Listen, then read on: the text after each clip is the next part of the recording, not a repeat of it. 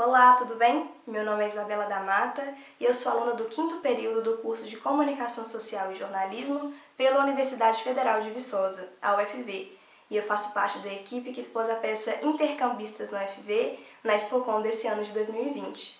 Essa peça foi produzida como parte da disciplina Laboratório de Radiojornalismo, que foi ministrada o ano passado pela nossa professora Kátia Fraga.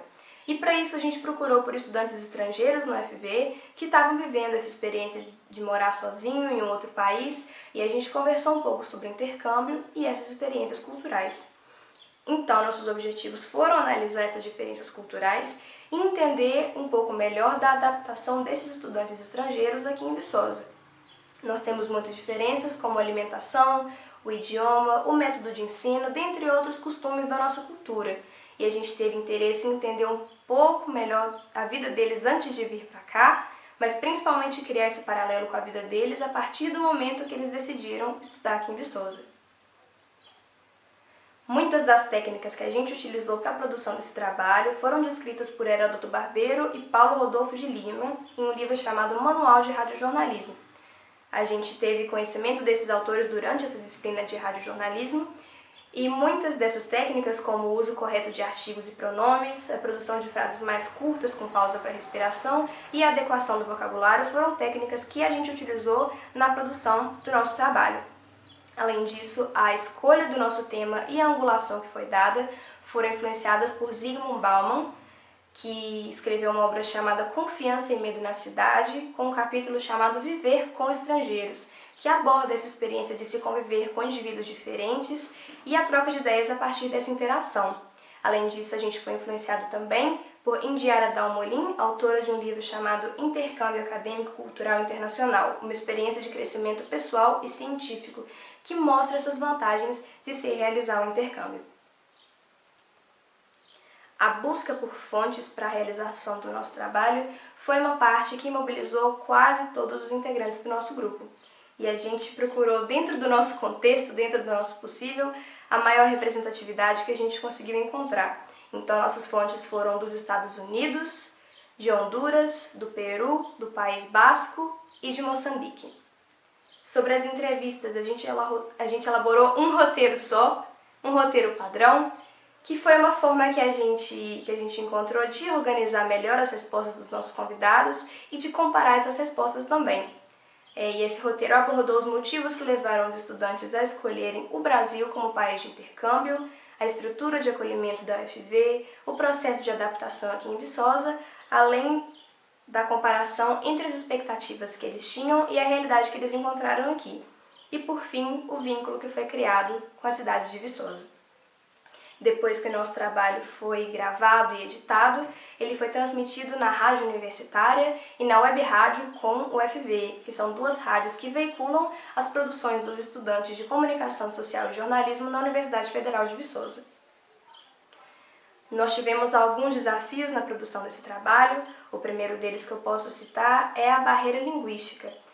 Para a nossa produção, a gente teve que procurar estudantes estrangeiros, intercambistas, que estivessem dispostos a conversar com a gente, mas que tivessem um português fluente. Como a nossa peça é uma peça radiofônica, a gente não teria qualquer outro recurso que não fossem gravações bem feitas e com locuções fáceis de entender. A gente não teria, por exemplo, a oportunidade de colocar um vídeo, legendas, então essas gravações foram nossas únicas opções. Além disso, nossa reportagem tem uma duração de mais ou menos uns 20 minutos, ou seja, uma peça um pouco mais longa. Então, um outro desafio que a gente teve foi prender a atenção do ouvinte até o final. E para isso a gente colocou uma trilha sonora mais animada e a gente intercalou as vozes femininas e masculinas que eram apresentadas. Tudo isso com o objetivo de deixar a nossa peça mais lúdica e menos cansativa para quem estivesse ouvindo.